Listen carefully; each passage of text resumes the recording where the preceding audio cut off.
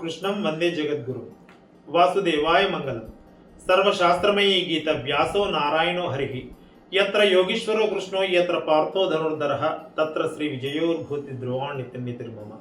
అన్యదా శరణం నాస్తి త్వమేవ శరణం మమ తస్మాత్ కారుణ్యభావేన రక్ష రక్షో శ్రీ గోపాలకృష్ణ.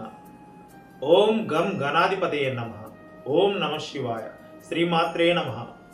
ఓం శ్రీ సుబ్రహ్మణ్యేశ్వర స్వామియే నమః. ఆత్మీయ భగవద్బంధువులందరికీ కూడా హృదయపూర్వక నమస్కారాలు. మనిషి తన నిత్య జీవితంలో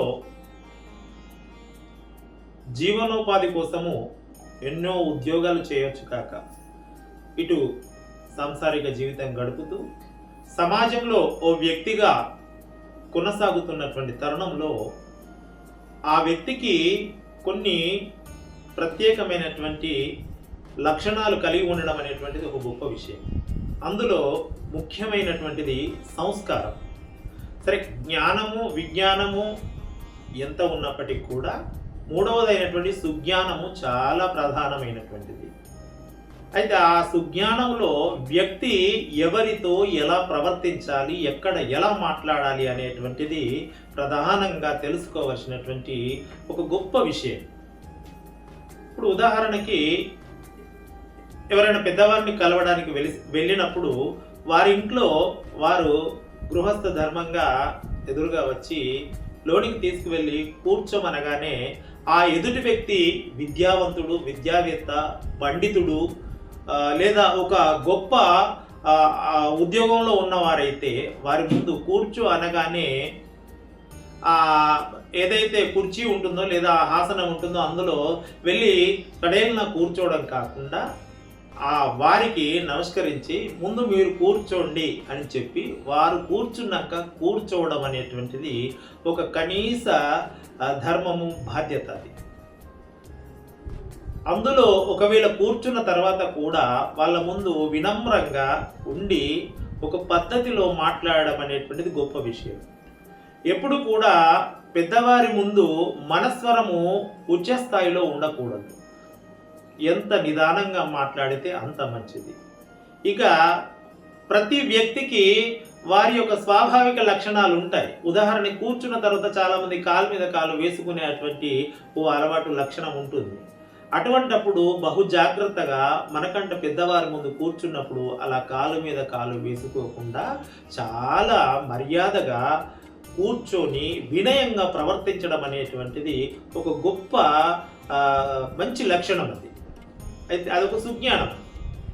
ఇటువంటి యొక్క సన్నివేశము మనకు భారతంలో కనిపిస్తుంది.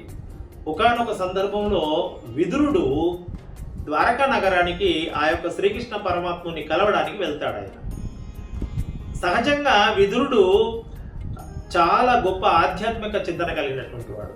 అందులోనూ కృష్ణుని పైన అపారమైనటువంటి అనన్యమైనటువంటి భక్తిభావం కలిగినటువంటి మహానుభావుడు విదురుడు. అందులోనూ విదురుడు నీతి శాస్త్ర కోవిదుడైన.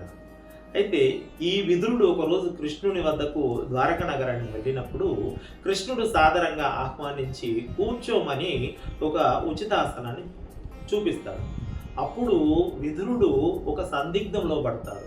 ఏమిటి అనంటే, కూర్చోమని అంటూ ఉన్నటువంటి వారు తాను అత్యంత భక్తిభావంతో ఆరాధించేటువంటి మహానుభావుడైన కృష్ణుడు. అయితే అతని ముందు నేను ఎలా కూర్చోవాలి అనేటువంటిది ఒక ఆలోచన అయితే, రెండవది అతను ద్వారకా నగరంలో ఉండేటువంటి అక్కడ రాజ్మహల్లో ఒక గొప్ప ప్రభువు. అందులో అతను సాక్షాత్తు పరంధాముడు. ఆయన కూర్చోమన్న తర్వాత అతని యొక్క ఆజ్ఞను నేను ఎలా ధిక్కరించాలి అనేటువంటి ఈ రెండు ఆలోచనల నడుమ అతను ఒక సందిగ్ధంలో ఉంటాడు.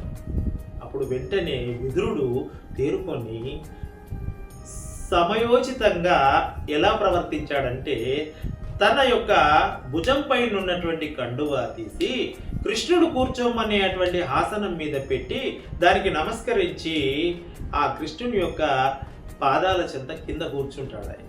అంటే దీని వెనుక ఒకటి ఏమో తన గౌరవానికి నిదర్శనమైనటువంటిది కండువ, ఈ కండువాను అక్కడ దానిపైన పెట్టి నమస్కరించి అతని యొక్క ఆతిథ్యాన్ని స్వీకరించినట్టుగా, ఆజ్ఞను శిరసావహించినట్టుగా ప్రవర్తిస్తూ, నిజానికి అయ్యా నా స్థానం అక్కడ కాదు ఇక్కడ అని తన స్థానాన్ని ఎరిగి ప్రవర్తించడం అనేటువంటిది ఇందులో ఉన్నటువంటి ఒక గొప్ప నీతి, ఇందులో ఉన్నటువంటి ఒక అద్భుతమైనటువంటి సత్యం ఇది.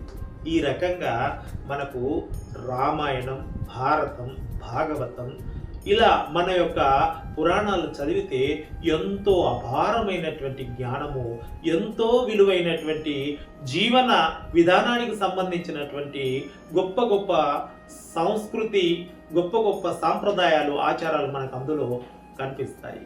అందుకోసమే భారతాన్ని ఓ కథలాగా, రామాయణాన్ని ఓ కథలాగా చదవడం కాకుండా వాటి పట్ల భక్తిభావనే కాక అందులో ఉండేటువంటి జీవన సత్యాలను తెలుసుకునేటువంటి ప్రయత్నము, చదువుకున్న దాన్ని జీవితంలో ఆచరించడం అనేటువంటిది ఇంకా ముఖ్యమైనటువంటి విధంగా భావించి ప్రవర్తించడం అనేటువంటిది గొప్ప విషయం. ఈ రకంగా ప్రతిదీ ఎంత జ్ఞానం తెలిసినా, ఎంత విజ్ఞానం ఉన్నప్పటికీ కూడా అది ఆచరణలో లేకపోతే నిష్ప్రయోజనము.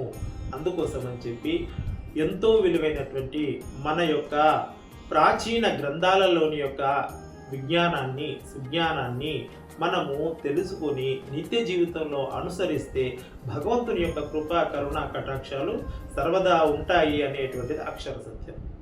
ధన్యవాదాలు.